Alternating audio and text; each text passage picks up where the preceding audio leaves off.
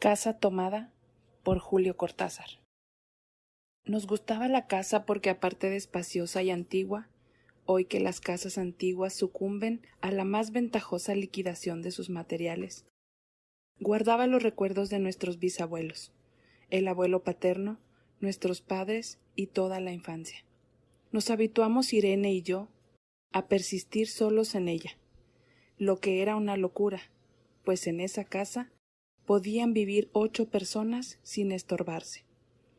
Hacíamos la limpieza por la mañana, levantándonos a las 7, y a eso de las 11, yo le dejaba a Irene las últimas habitaciones por repasar y me iba a la cocina.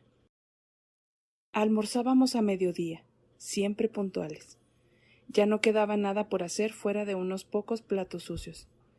Nos resultaba grato almorzar pensando en la casa profunda y silenciosa, y cómo nos bastábamos para mantenerla limpia. A veces llegamos a creer que era ella la que no nos dejó casarnos. Irene rechazó 2 pretendientes sin mayor motivo.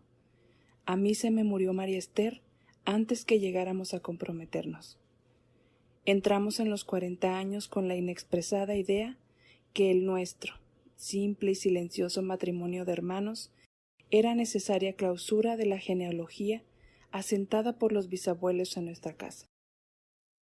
Nos moriríamos allí algún día.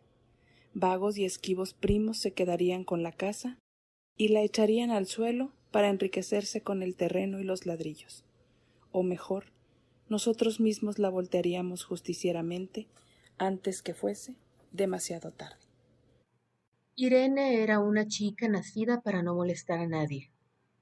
Aparte de su actividad matinal, se pasaba el resto del día tejiendo en el sofá de su dormitorio. No sé por qué tejía tanto. Yo creo que las mujeres tejen cuando han encontrado en esa labor el gran pretexto para no hacer nada. Irene no era así. Tejía cosas siempre necesarias: tricotas para el invierno, medias para mí, mañanitas y chalecos para ella. A veces tejía un chaleco y después lo destejía en un momento porque algo no le agradaba. Era gracioso ver en la canastilla el montón de lana encrespada resistiéndose a perder su forma de algunas horas. Los sábados iba yo al centro a comprarle lana. Irene tenía fe en mi gusto. Se complacía con los colores y nunca tuve que devolver madejas. Yo aprovechaba esas salidas para dar una vuelta por las librerías y preguntar vanamente si había novedades en literatura francesa. Desde 1939 no llegaba nada valioso a la Argentina. Pero es de la casa que me interesa hablar, de la casa y de Irene, porque yo no tengo importancia. Me pregunto, ¿qué hubiera hecho Irene sin el tejido? Uno puede releer un libro, pero cuando un pullover está terminado, no se puede repetirlo sin escándalo. Un día encontré el cajón de abajo de la cómoda de alcanfor, lleno de pañoletas blancas, verdes, lila. Estaban con naftalina, apiladas como en una mercería. No tuve el valor de preguntarle a Irene qué pensaba hacer con ellas. No necesitábamos ganarnos la vida. Todos los meses llegaba la plata de los campos y el dinero aumentaba. Pero a Irene solamente le entretenía el tejido. Mostraba una destreza maravillosa, y a mí se me iban las horas viéndole las manos como erizos plateados, agujas yendo y viniendo, y 1 o 2 canastillas en el suelo donde se agitaban constantemente los ovillos. Era hermoso. ¿Cómo no acordarme de la distribución de la casa?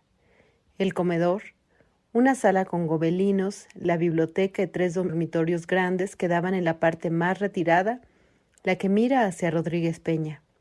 Solamente un pasillo con su maciza puerta de roble aislaba esa parte del ala delantera donde había un baño, la cocina, nuestros dormitorios y el living central, al cual comunicaban los dormitorios del pasillo.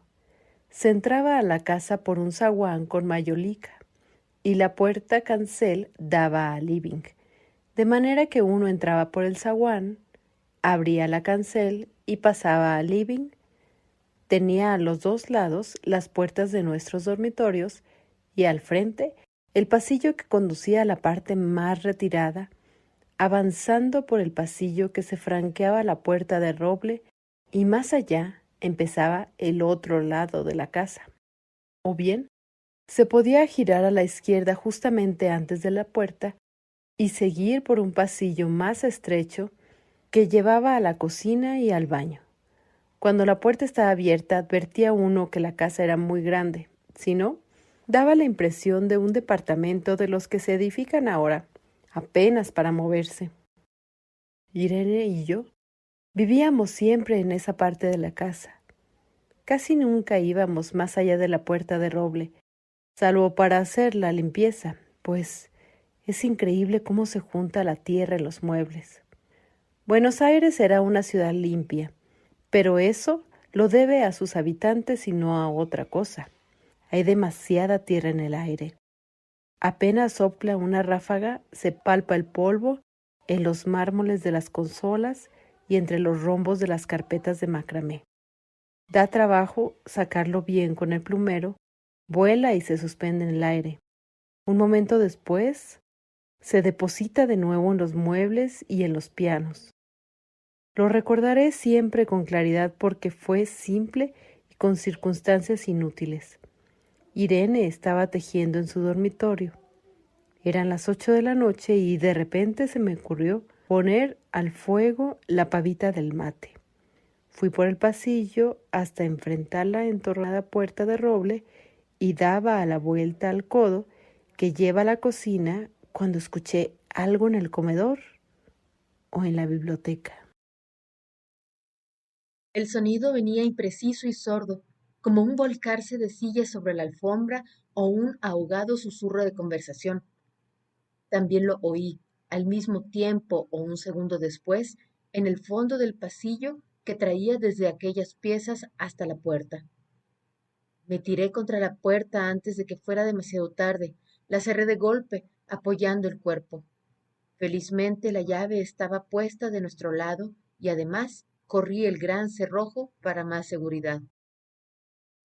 Fui a la cocina, calenté la pavita y cuando estuve de vuelta con la bandeja del mate le dije a Irene: tuve que cerrar la puerta del pasillo.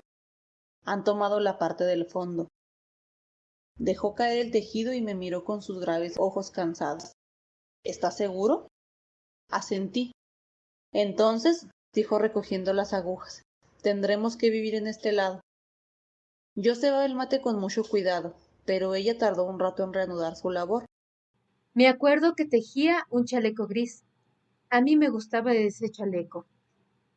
Los primeros días nos pareció penoso porque ambos habíamos dejado en la parte tomada muchas cosas que queríamos. Mis libros de literatura francesa, por ejemplo, estaban todos en la biblioteca.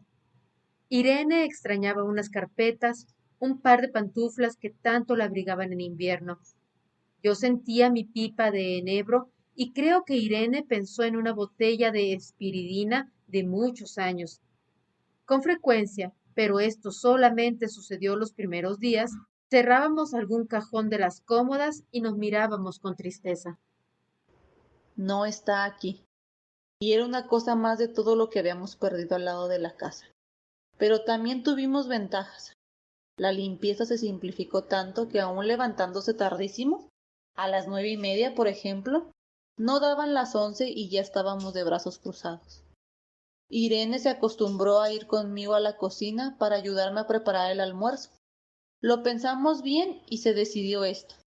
Mientras yo preparaba el almuerzo, Irene cocinaría platos para comer fríos de noche. Nos alegramos porque siempre resulta molesto tener que abandonar los dormitorios al atardecer y ponerse a cocinar. Ahora nos bastaba con la mesa en el dormitorio de Irene y las fuentes de comida fiambre. Irene estaba contenta porque le quedaba más tiempo para tejer. Yo andaba un poco perdido a causa de los libros, pero por no afligir a mi hermana me puse a revisar la colección de estampillas de papá, y eso me sirvió para matar el tiempo. Nos divertíamos mucho, cada uno en sus cosas, casi siempre reunidos en el dormitorio de Irene, que era más cómodo. A veces Irene decía: fíjate este punto que se me ha ocurrido, ¿no da un dibujo de trébol? Un rato después era yo el que le ponía ante los ojos un cuadrito de papel para que viese el mérito de algún sello de Eupen y Malmedy. Estábamos bien y poco a poco empezábamos a no pensar. Se puede vivir sin pensar. Cuando Irene soñaba en alta voz, yo me desvelaba enseguida. Nunca pude habituarme a esa voz de estatua o papagayo, voz que viene de los sueños y no de la garganta. Irene decía que mis sueños consistían en grandes sacudones que a veces hacían caer el cobertor. Nuestros dormitorios tenían el living de por medio, pero de noche se escuchaba cualquier cosa en la casa. Nos oíamos respirar, toser, presentíamos el ademán que conduce a la llave del velador, los mutuos y frecuentes insomnios. Aparte de eso, todo estaba callado en la casa. De día eran los rumores domésticos, el roce metálico de las agujas de tejer, un crujido al pasar las hojas del álbum filatélico. La puerta de roble, creo haberlo dicho, era maciza. En la cocina y el baño, que quedaban tocando la parte tomada, nos poníamos a hablar en voz más alta, o Irene cantaba canciones de cuna. En una cocina hay demasiado ruido de loza y vidrios para que otros sonidos irrumpan en ella. Muy pocas veces permitíamos allí el silencio, pero cuando tornábamos a los dormitorios y al living, entonces la casa se ponía callada y a media luz. Hasta pisábamos más despacio para no molestarnos. Yo creo que era por eso que de noche, cuando Irene empezaba a soñar en voz alta, me desvelaba enseguida. Es casi repetir lo mismo, salvo las consecuencias. De noche siento sed, y antes de acostarnos le dije a Irene que iba hasta la cocina a servirme un vaso de agua. Desde la puerta del dormitorio, ella tejía. Oí ruido en la cocina. Tal vez en la cocina o tal vez en el baño, porque el codo del pasillo apagaba el sonido. A Irene le llamó la atención mi brusca manera de detenerme, y vino a mi lado sin decir palabra. Nos quedamos escuchando los ruidos, notando claramente que eran de este lado de la puerta de roble, en la cocina y el baño, o en el pasillo mismo donde empezaba el codo, casi al lado nuestro. No nos miramos siquiera. Apreté el brazo de Irene y la hice correr conmigo hasta la puerta cancel, sin volvernos hacia atrás. Los ruidos se oían más fuerte, pero siempre sordos, a espaldas nuestras. Cerré de un golpe la cancel y nos quedamos en el zaguán. Ahora no se oía nada. «Han tomado esta parte», dijo Irene. El tejido le colgaba de las manos y las hebras iban hasta la cancel y se perdían debajo. Cuando vio que los ovillos habían quedado del otro lado, soltó el tejido sin mirarlo. «¿Tuviste tiempo de traer alguna cosa?», le pregunté inútilmente. «No, nada». Estábamos con lo puesto. Me acordé de los 15,000 pesos en el armario de mi dormitorio. Ya era tarde ahora.